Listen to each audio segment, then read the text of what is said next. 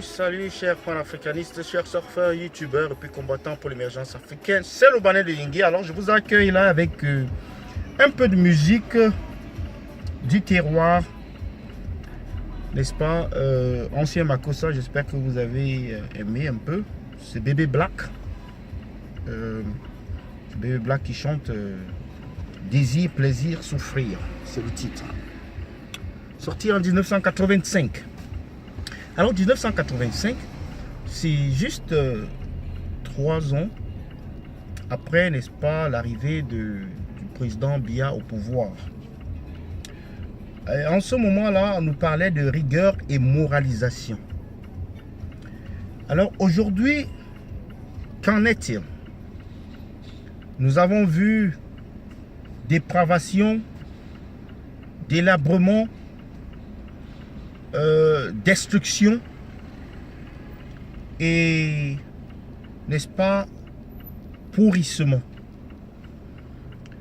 appauvrissement, n'est-ce pas, l'expansion ou alors l'expression de tout ce qui constitue un échec criard qui date depuis des années.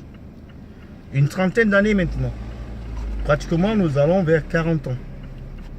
Alors aujourd'hui, de quoi j'aimerais parler? J'aimerais parler, n'est-ce pas, de ce mot d'ordre de l'ECAM qui a demandé aux partis politiques d'assurer eux-mêmes le transport de leurs électeurs ou potentiels électeurs ou des votants. Mais c'est quand même remarquable. À ce que je sache, il n'y a pratiquement aucun système au monde où on demande aux partis politiques de s'assurer du transport de leurs électeurs le jour dit. Est-ce que le régime en place est en train de préparer le contentieux post-électoral? Est-ce que le régime en place est en train de préparer une fraude massive? Parce que ayant des moyens beaucoup plus énormes ou alors importants, peut se permettre quand même d'assurer le transport de leurs sympathisants, partisans et militants. Comme on l'a vu sur cette vidéo de Buea, où une série de bus transportant des gens de Douala. J'ai un ami qui est à Douala qui a été approché et à qui on a promis de l'argent pour qu'il aille, n'est-ce pas, à Buea, pour montrer à l'opinion publique nationale et internationale que tout va bien de ce côté-là et que le RDPC peut faire des rassemblements là-bas. Malheureusement pour eux, il a dit non. Revenons-en au sujet, c'est-à-dire à cette demande de l'ECAM qui dit aux partis politiques d'organiser eux-mêmes le transport de leurs sympathisants, militants, votants, électeurs vers les bureaux de vote. Comment est-ce que cela est possible? Si quelqu'un se réclame du MRC et on le transporte, on le dépose dans un bureau de vote et il vote RDPC. Voyez-vous le problème? Si quelqu'un se réclame du MRC ou alors un bus du MRC veut passer et puis la police l'arrête, ou alors certains partisans du RDPC bloquent le bus pour qu'il n'aille pas là où il doit arriver, voyez-vous où se trouve le problème?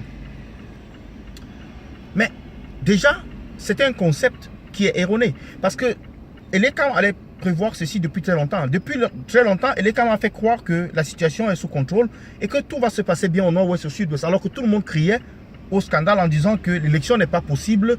Déjà, le renvoi de l'élection législative et puis municipale, elle a été faite sur la base de cette situation sécuritaire. Et comment peut-on s'y attendre à voir des gens voter massivement ou bien aller voter dans ces régions-là? C'est une contradiction. Donc, il était prévisible que les gens n'allaient pas voter là-bas. Alors, on parle de dérogations. Où sont les dérogations? Voilà un régime qui est carré, c'est-à-dire qui est sourd, qui est aveugle, qui ne peut pas prévoir, qui n'a pas de prévision, qui n'a pas de plan B, Mais il était prévisible que les élections n'allaient pas se passer normalement là-bas. Et que les déplacés ne devaient pas voter. Parce que le système qu'ils ont mis en place, c'est de dire qu'on ne vote que là où on est inscrit. Alors, un système réfléchi aurait pensé plutôt 6 mois, il y a de cela 6 mois, même en janvier ou en février, et de dire que les déplacés, où qu'ils soient, pourront voter là-bas parce qu'il y aura une liste ouverte, ou alors créer un système là où ils peuvent aller s'enregistrer. Si c'était fait bien avant, ils peuvent aller s'enregistrer pour pouvoir voter le jour dit. Aujourd'hui, on se retrouve là à dire il faut que les partis politiques s'occupent de leurs militants, du transport de leurs militants. Mais quelle mascarade! Quelle mascarade! Et les partis d'opposition doivent refuser et rejeter, n'est-ce pas, ce genre d'instruction, ce genre de décision. Parce que ces décisions ne sont que faites à dessein pour créer beaucoup plus de désordre. Donc, je ne sais pas ce que vous pensez par rapport à cette demande de l'ECAM ou bien cette circulaire ou cette annonce de l'ECAM sur le transport des militants. Déjà, tout le monde se prépare au Cameroun. On ne sait pas ce qui va se passer lundi.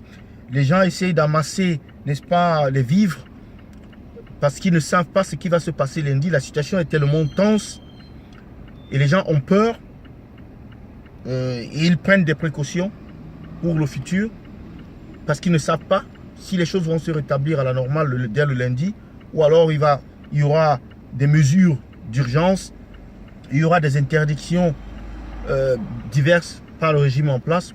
On ne sait pas, je ne sais pas ce que vous pensez par rapport à cela. J'attends vos commentaires. C'est le Banane de Indy.